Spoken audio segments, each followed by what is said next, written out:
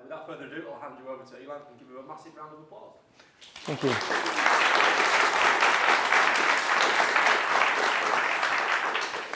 Let me know if you can hear me in the back. In 1628, William Harvey, personal physician to King James I, published a 70-page paper on the circulation of blood through the heart. He wasn't the first. Among others before him were Ibn al-Nafis in 1242, and maybe most notably, at least for Harvey, Michael Servetus published similar ideas in 1553, which ultimately led to his execution in 1546, which led to his execution in 1553. Harvey suffered a decade of ridicule from his peers and colleagues. René Descartes mocked him as the English doctor, referring to his unorthodox methods. Today we call it the scientific method. Yet some of his peers and colleagues secretly used to say that we would rather err with Galen than proclaim the truth with Harvey. Galen, 2nd and 3rd centuries, was the standard of medical practice of the time. According to Galen, blood was being produced in the liver, flowing through the body, and then getting discharged through invisible pores. And illness is the state of an imbalance of the blood in the body. Hence, to cure someone from illness, what you do is bloodletting. Roll 10 years forward, Harvey's ideas were accepted as how our heart operates. Yet bloodletting remained the most prominent medical practice until the 19th century, even well into the 1920s. This is a 1920s classroom. And how many of us can say that we learned in a classroom much different than this one, or that our children do learn in different classrooms? I want to take this to the basics for a second. Pedagogy, according to Oxford Dictionary, is the method and practice of teaching. If we go to Wikipedia, we learn that pedagogy, most commonly understood as the approach to teaching, is the theory and practice of learning. And if we go back to the meaning of the word, pedagogy or pedagogos literally means to lead a child. Pedagogy is about leadership and guidance.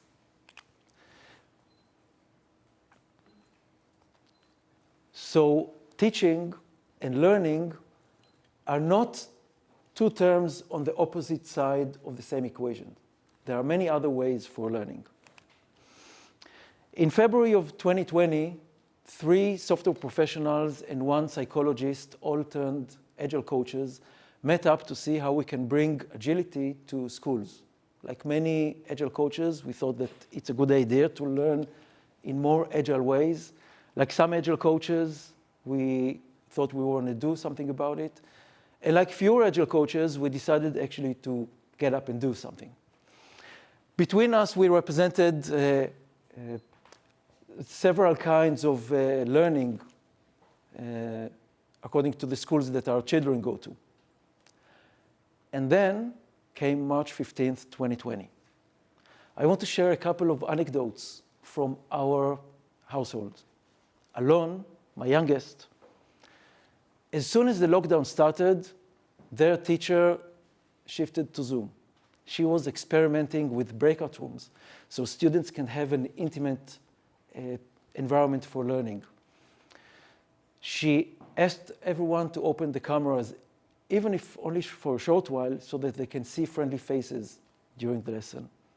Shortly after, it was the spring break, and the teacher added extra curriculum topics that students can voluntarily join in during the spring holidays so they are not alone. She exhibited incredible levels of patience with the students. And it was strange times because we were in the classroom and the children were in our workplace so we could see what's happening in class. Tomer, my middle son, as soon as the lockdown started, it was bzzz, radio silence. They started learning on Zoom and stuff, and then came spring holiday. Bzzz, radio silence. They were left alone at home.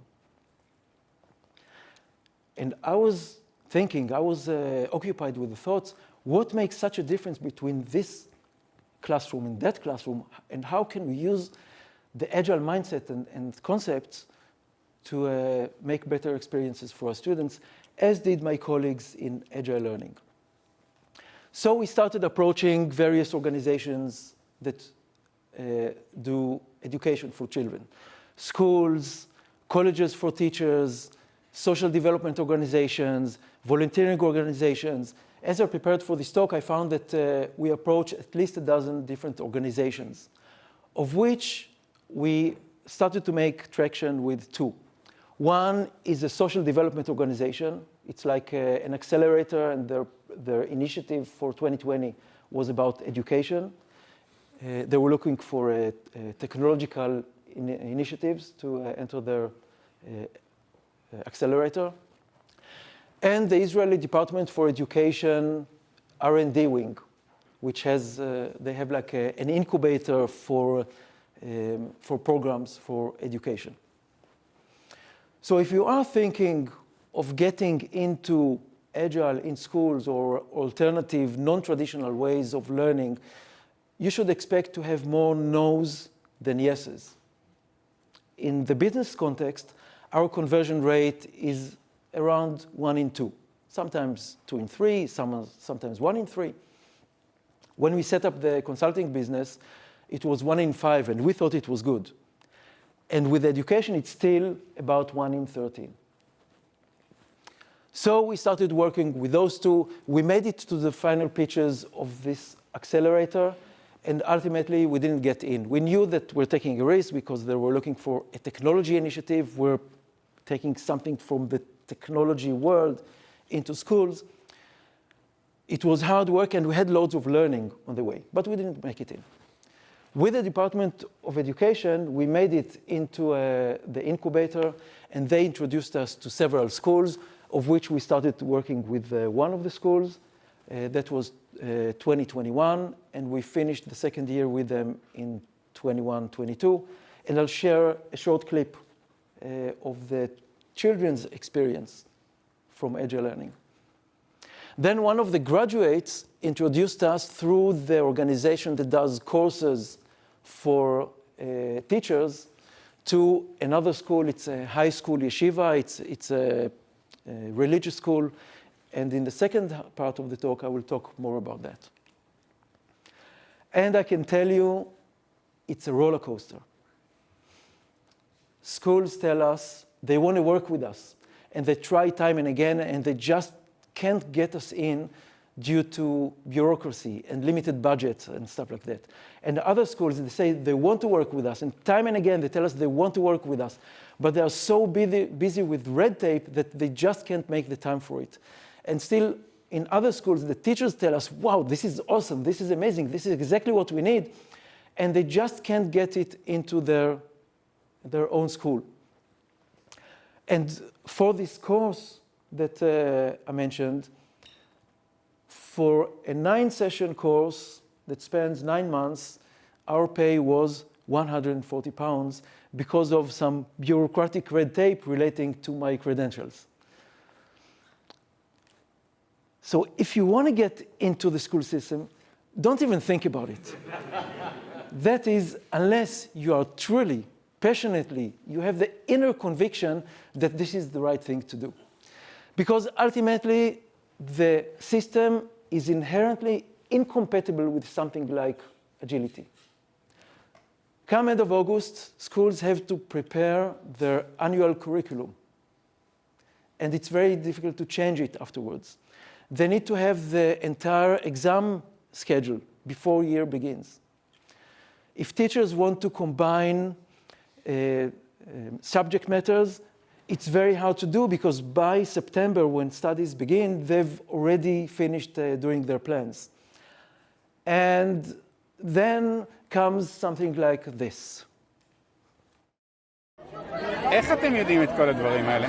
אנחנו ניסחנו באינטרנט. מה? באינטרנט. כן. לא הצלחנו בספרים, אז לא. לא הצלחתם בספרים? אז למדתם בעיקר דרך האינטרנט? כן. אוקיי, ובמה זה שונה משיעור רגיל? למה, מה... זה כיף, מחכים לזה. מחכים? למה? מה כיף בזה? עושים מה שרוצים בעיקר. עושים מה שרוצים. אבל בקשר לזה. אז זה בלגן או שזה... לא, מה? לא, יש הרבה בעיות, אבל ברוב הזמן אנחנו מצליחים, וגם יש קשיים, אנחנו עוברים. אוקיי. זה כיף ליצור גם. זה כיף ליצור? בלי שיגידו לי בדיוק מה לעשות. מה? בלי שיגידו לי בדיוק מה לעשות. בלי שיגידו לך בדיוק מה לעשות. זה הדבר. Fifth graders last year. They finished sixth grade this year, and we have videos. We haven't processed them yet. One of the things that they're saying is that they don't want to learn any other way. So how do you get from this to that? For the rest of this talk, I want to share my experience with this high school yeshiva. We got into having the course, and I prepared an outline for the course, sent it over, and they said, okay, and we started. And the outline is something like have introduction to Agile and EduScrum, and learn about what are sprints, and how to do sprint planning, and how to use flaps, which is the equivalent of sprint boards in EduScrum, a framework for Scrum in schools, invented by a Dutch teacher who adopted it. And talk about retrospectives and social emotional learning and how we can prepare that towards the end of a sprint and so on and so forth. And for the first session, what I wanted to do is the following. Do a warm-up exercise and then get some working agreements with the teachers and ask them what are their goals from the course and have a short 10, maybe 15 minutes talk about what is Agile, what is EduScrum, how does it relate to your day-to-day work as teachers. And we're starting the first session, doing a warm-up exercise, more about this in a minute. And I'm coming with two working agreements of my own. One is, if you want to be here, act like you want to be here. So understand maybe you have other things to do, maybe you're not in the right mindset, you can sit in the back of the room, that's okay. But if you're here, act like you want to be here. And the other working agreement that I'm bringing is electronics by exception. I understand that you might get calls from parents, from teachers, from whatever. If you have to take a call, if you have to do something, do it. If you can do it outside of the room. Otherwise, unless we're working with electronics, just by exception. And they agree to those. And then they start bringing their own working agreements. Things like the usual stuff. Not that it's not important, but things like be on time and be respectful to one another. And then one of them steps up with like 5 sticky notes and puts them on the working agreements board, and it's just one thing, one word each. Whatever time we start, we finish at 4:15. Now that's an interesting one. I know that I signed up for a 9-session course, 3 hours each. Just before we start, I learned that it's 3 academic hours, so it's 2.5 hours. As I get into the first session, which starts at 2:15, after the warm-up, I find that it ends at 2:15, so now I have 2 hours. Now, this is a high school yeshiva, and they have a prayer after lunchtime that ends at 2:15. And there's no way that they're going to get from the synagogue to the classroom and start learning right away. So I have something like 1.5 hours for each session, half the time. And I'm saying, okay, this is new to me. I will work on the outline that I prepared for the course, but we will work with what we have. And then they say, no homework, nothing outside this classroom. And I say, what I imagined is that during this course, you will have opportunities to experience the learning in your classroom. That's what I have envisioned. So from my point of view, this is okay. Just keep in mind that there's an open invitation to experience this learning in class. You don't have to, and everyone's invited. And off we go, and I'm starting the talk about what is Agile and what is Scrum and how it relates to school and what is an independent learning, how it relates to self-organized teams and so on and so forth. And I'm seeing that their eyes become kind of glazed, and I'm stopping and I'm saying, I lost you there, didn't I? And they say, yeah, no lectures. We don't need that. We just need practical stuff. So I'm saying, okay, let's stop. Let's have a discussion about your expectations from the course. And we're doing it on sticky notes, on flip charts. I didn't use any PowerPoint presentation of any kind, only flip charts. And then we'll do a short retrospective on today. And as we're having this discussion, I'm uncovering that I'm operating under a cognitive bias called the curse of knowledge. And luckily for me, instead of telling them, look, this is a mindset shift, and it's important that we do a talk like this so you understand what we're going to do, I'm saying, okay, we're going to do something else. For the things we have to learn before we can do them, we do by learning. We learn by doing them. So I'm going to change the outline of the course. First of all, let's add a couple of more working agreements. One, no teaching. If there's an exception to that, I will tell you in advance. It will be short, and I'll keep it to a minimum. It happened 3 or 4 times for the rest of the course. And even on those, some of the participants, they said this was too much. And only practical, no theory. So I'm going to try to keep it to as practical as I can. Now I have to let in on a secret with you. I had a secret agent on this course. My wife is a teacher for children with special needs. And she told me, as I prepared the outline, and just before I went for this first session, she told me, look, Ilan, when they get to this course, it's the end of the day. They had to deal with the classes and the students all day, and they're probably exhausted. Maybe they had to deal with some problem students after class. Maybe they had to telephone or to meet with parents before the course. Maybe they had to meet with the principal, and for sure they had to deal with some bureaucratic red tape of the Department for Education. So be prepared for that. Moreover, the course is usually the only time they meet as a team. So if they have to discuss things that they need to prepare going forward, this is the only place that they meet together. The rest of the time they're in classes. They don't meet together as a large group apart from that. So I'm taking this into account, and I'm telling them, okay, there's nothing I can do about the first session. This is the end of the first session, so this is Introduction to Agile and EduScrum. For the rest of the course, we're going to run 2 sprints. One sprint is going to be teachers only, participants only, and the next sprint is going to be with an invitation to take your experience to the classroom. And the last session will be closing. And we begin the first sprint. So my plan is to have 1 session sprint planning, 1 session work, and the 3rd session sprint bazaar, sprint retrospective, and reflection, and to talk about the course assignment. And off we go. And they start, I'm telling them that the objective, the sprint goal, is to experience EduScrum, and the celebration criteria, which is the success criteria in EduScrum terminology, is to have a successful sprint bazaar. And in the sprint bazaar, you can present however you want. It can be a PowerPoint presentation, it can be a flip chart, it can be a play, it can be a song, it can, whatever you want to do. Just take the learning. And for the projects that you are going to work on, I took the goals that they had from the course from the last session and turned them into questions. And we formed teams, and each team picked a topic into the sprint. And they started working.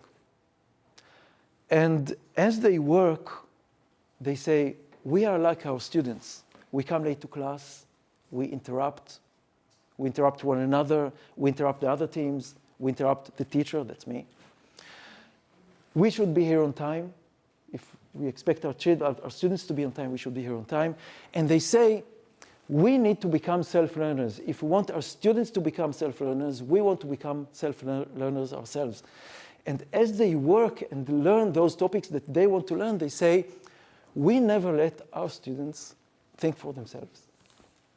And this is setting the scene for the second sprint. In the second sprint, we're going to have 2 sessions for sprint planning. It's lockdown again, so everything shifted to Zoom.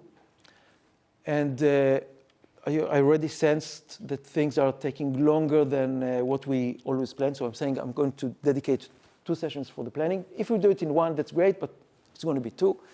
Then 2 work sessions, and the final session is going to be the Sprint Bazaar, and retrospective on the entire course.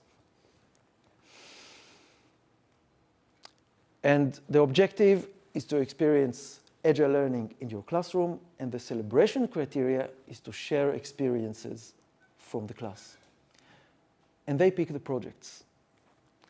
There's a Jewish holiday coming up. It's called Purim, in the month of Adar. So one team's, their project is, this is a quote from the Bible, when the month of Adar begins, we increase our joy. And another team does something similar, the source of happiness. And the third team does something on geography, and the name of the project is a verse from a famous song, Get Up and Walk the Land. And in the planning, they start planning what they're going to do.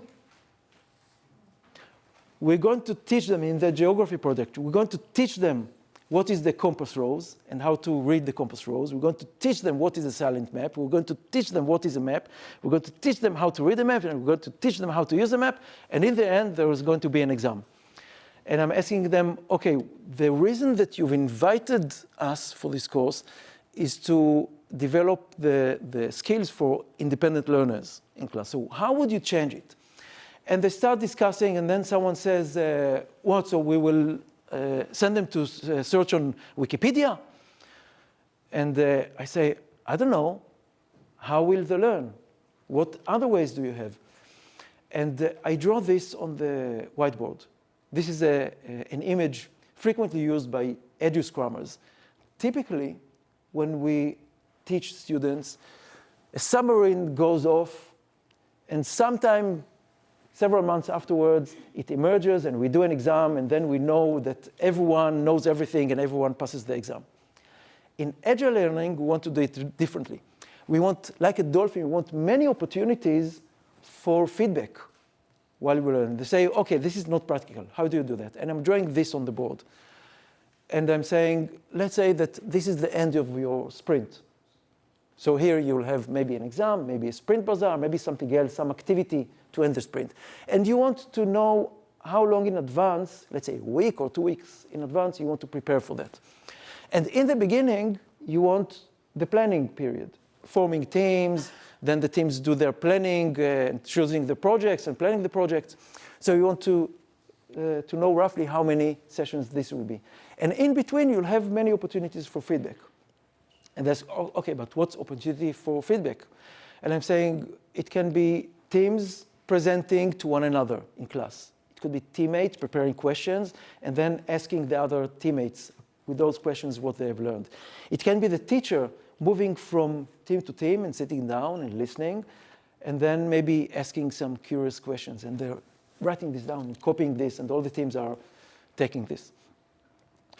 And then they say, okay, so for the compass rose, they will look on Wikipedia, but for the silent map, they have to use the book, because that's what we have from the Department for Education. And someone says, maybe there are other silent maps on the internet, and they go and search, and they see that there are others, and then they prepare like a workbook for the teams to work with the silent map and to work with the compass rose.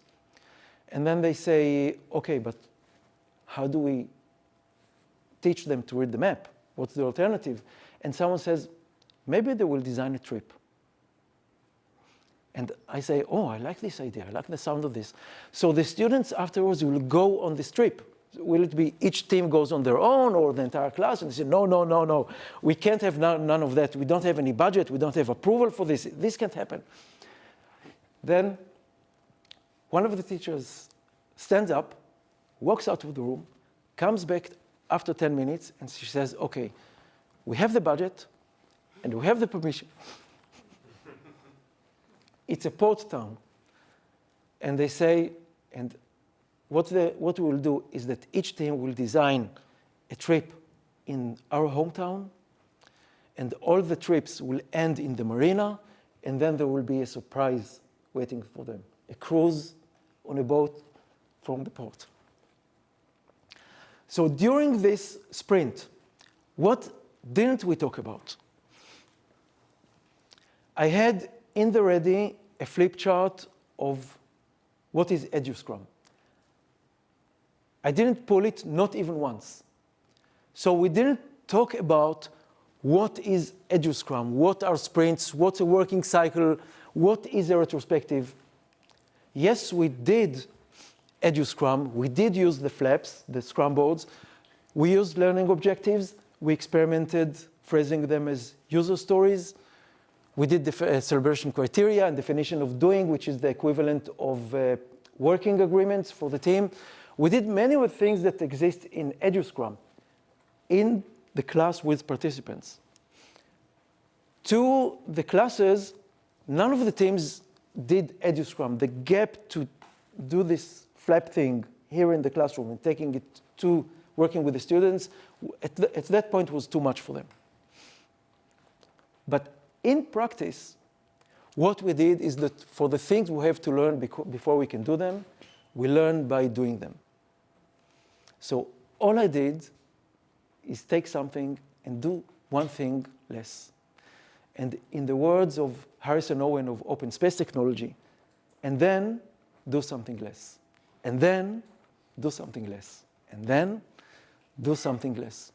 And I want to share some outcomes from the course. Firstly, of the 25 odd participants, about 15 were active participants. The others showed up from time to time. They had other things to do. In class, they had other things to do. Of the 15, 3 handed their paper.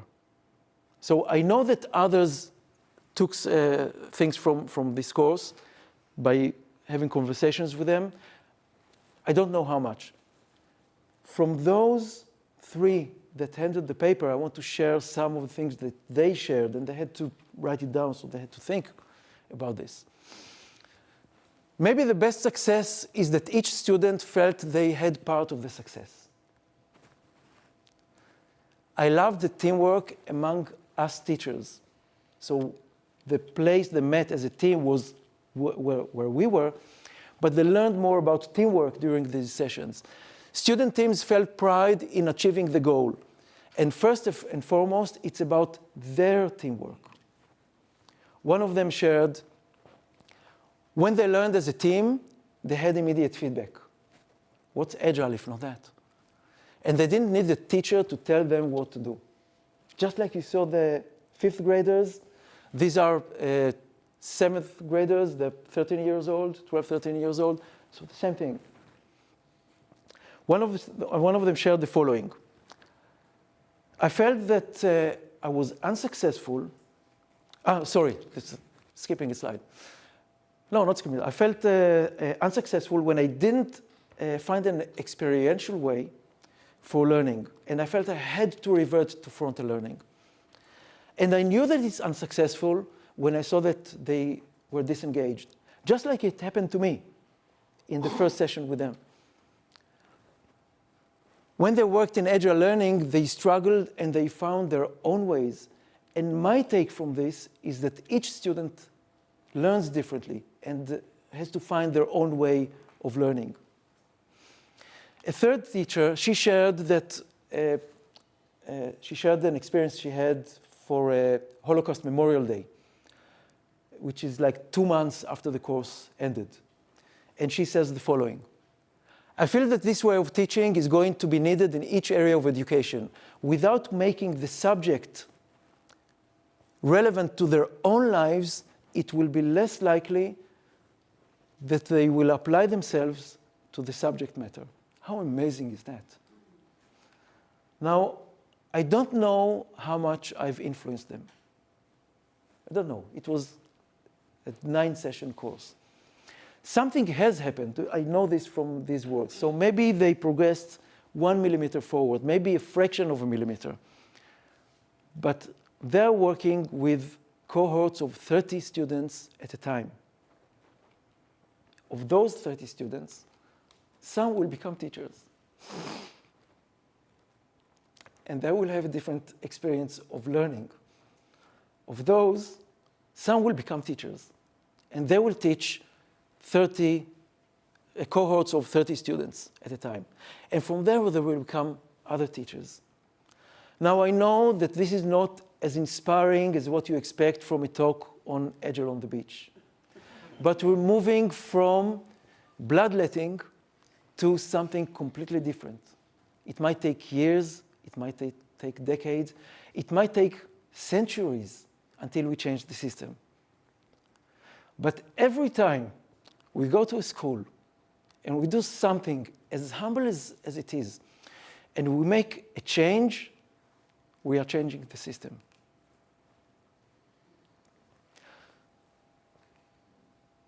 So this is what I would like you to take from this talk.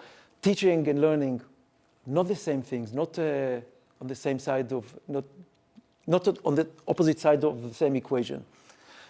You'll get more no's than yeses. Don't let this dishearten you. If you are not up to it, don't even think about it. But if you come with passion, please do. Get yourself a secret agent. Teachers want to be taught by teachers. Now, there's a paradox in there, because then it will preserve the system unchanged. So when you have a teacher that guides you through the different kind of learning for other teachers, that will help you on the way. And once you know what to do something less. And then do something less. And change the system 1 millimeter at a time. Thank you very much.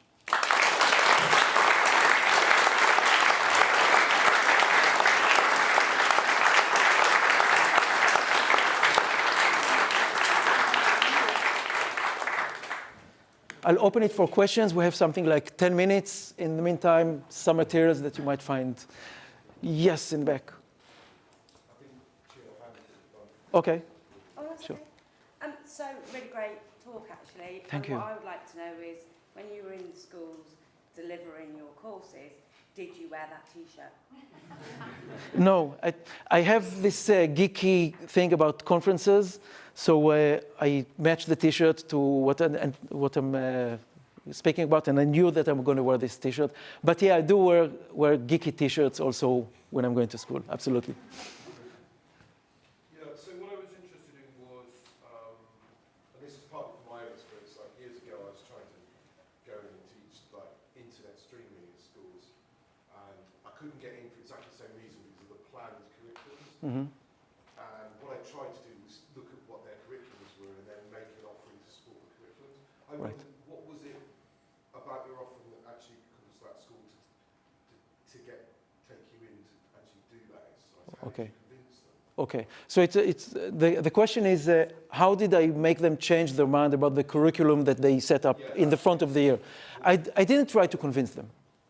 So I asked them, how would you make it different so that students will learn from themselves and that you will not be in a position that you are teaching them? It was only through questions. And through this work, they actually, as far as I understood from them, they canceled the exam, and the equivalent of the sprint bazaar was the trip to the marina. So the event ending this sprint was the trip.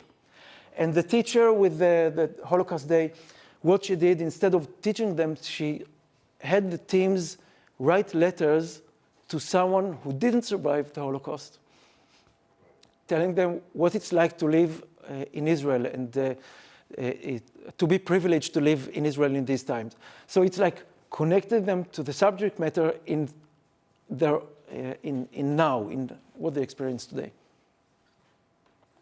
Other questions? Sure. Fantastic talk, thank you. Thank you. I was interested in knowing what motivated you most to try and contribute to reforming the education system in the first place. Come again? What made you want to try and reform aspects of the education system? Okay. Why do we want to reform the way the education works? Several reasons. One is purely egoistic. I'm an agile coach. I'm working with organizations. Many of the people that work in organizations, they don't have the experience of something different. So when they go to do something, they're going to do work in software development or business or whatever, they expect someone to tell them what to do because this is what they know from age 6, 7.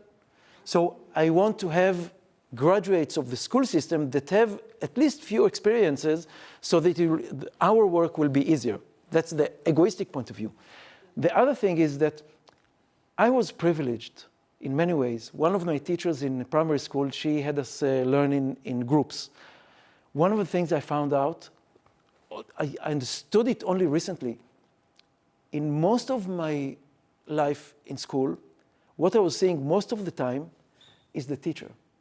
And during those 2 or 3 years where we learned in group, what I saw is the eyes of the other students. So it's a different kind of experience. Most students don't have that. So I want more people to have at least some experience of how things can work differently. So when they do get to workplaces and raise a family or and whatever, they will have different models to relate to. So that's what motivates me. And I know my colleagues have similar ideas about this. And also many agilists who bring this to education systems.